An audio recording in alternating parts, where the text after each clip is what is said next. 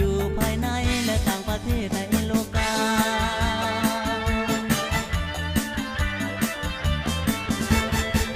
เชิญไปเที่ยวชมธรรมศาสตร์สถานประวัติศาสตร์อยู่ท้องถิ่นเมืองตาเชิญไปเที่ยวบุญออกพรรษาไปมวนซื่นสุขสันต์เนี่ยเบิ่งแข่งขันนาวาอยู่ที่เมืองปากลายมีน้ำอุ่นน้ำบุญยำนับน้ำใจของเบาสาวสาวเมืองก็แสนดีวัฒนธรรมนี่ของประเพณี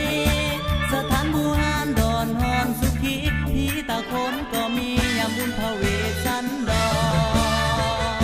รเสียงเพลงบรรเลงเสริญไปเล่นบุญบังไฟเที่ยวชมคูหา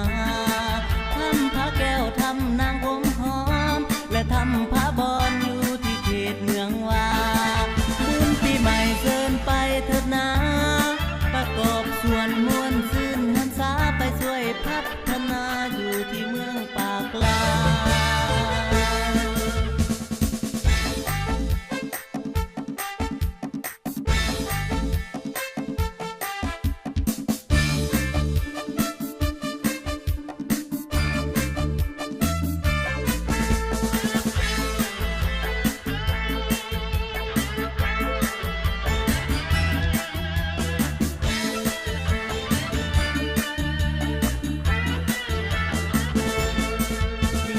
อุ่นน้ำบุญยำนับน้ำใจของเบาสาวชาวเมืองก็แสนดี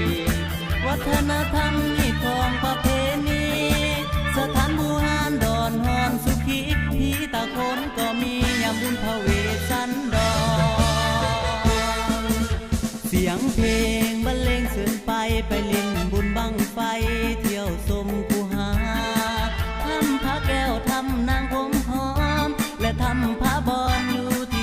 เมืองวาบุญปีใหม่เชิญไปเถิดนา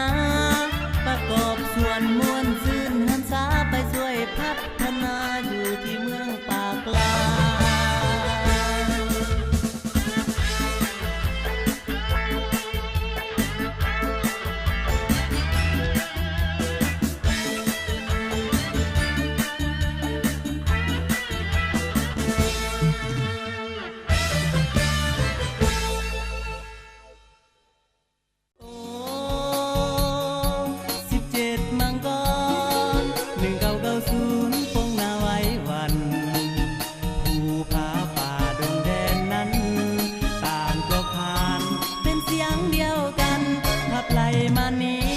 ขับไล่มานี้